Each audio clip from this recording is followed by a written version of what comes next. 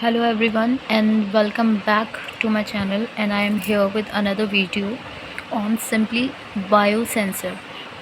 ये 2 पेज में मैंने अपने हिसाब से आपको बेस्ट समझाने के लिए प्रिपेयर करा है, क्योंकि मुझे ऐसा है कि मेरे साथ ये प्रॉब्लम है कि अगर कोई वर्ड बोले लाइक बायोसेंसर, तो मेरे दिमाग में एक बेसिक जनरेट होना चाहिए कि क्या किस चीज़ के बारे में बात कर रहे हैं और किस चीज़ के बारे में पूछ रहे हैं। तो बायोसेंसर, हम पहले तो as the name itself is defining that bio something related to biological system and sensor is something or some device which is use to detect anything and give response. Okay, तो biosensor एक ऐसा analytical device है जिसमें immobilised biological material होते हैं।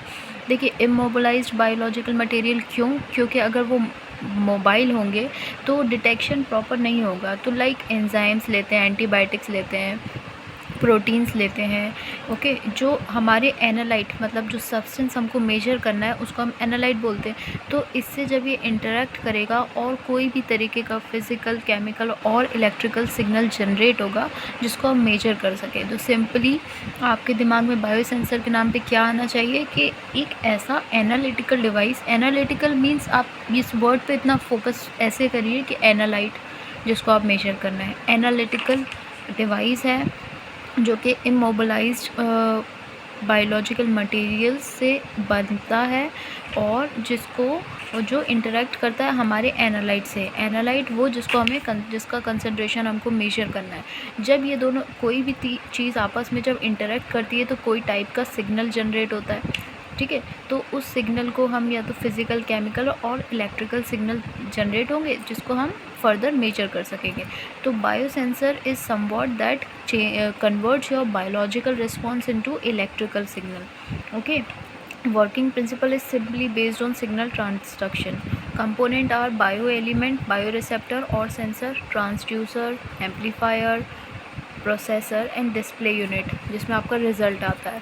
ठीक है, main जो है हम CSIR नेट और सेट के लिए फोकस कर रहे हैं, तो हम मेन आते हैं टाइप्स पर, क्योंकि लास्ट ईयर सेट के एग्ज़ाम में क्वेश्चन आया था एम्पेरोमेट्रिक, कंडक्शोमेट्रिक, इस टाइप के बायोसेंसर के बारे में आपसे पूछा गया था।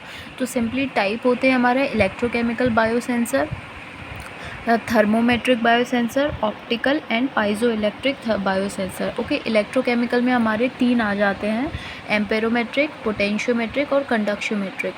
ओके, एम्पेरोमेट्रिक बेसिकली आप ये एक लाइन याद कर लीजिए कि due to the movement of electrons that is generated due to redox reaction, उसकी वजह से जो हम मेजर डिटेक्ट करेंगे सिग्नल वो होता है हमारा एम्पेरोमेट्रिक। एम्पेर हेयर मीन्स करंट, तो ये होता है हमारा ग्लूकोमीटर।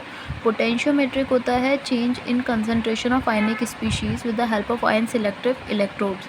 पोटेंशियोमेट्रिक को और अच्छे से बता सकते हैं कि जैसे पोटेंशियल जनरेट होता है ना, वो कैसे जनरेट होता है, change in distribution of charge, जिसकी वजह से इलेक्ट्रिकल पोटेंशियल जनरेट होता है जिसको हम मेजर कर सकते हैं।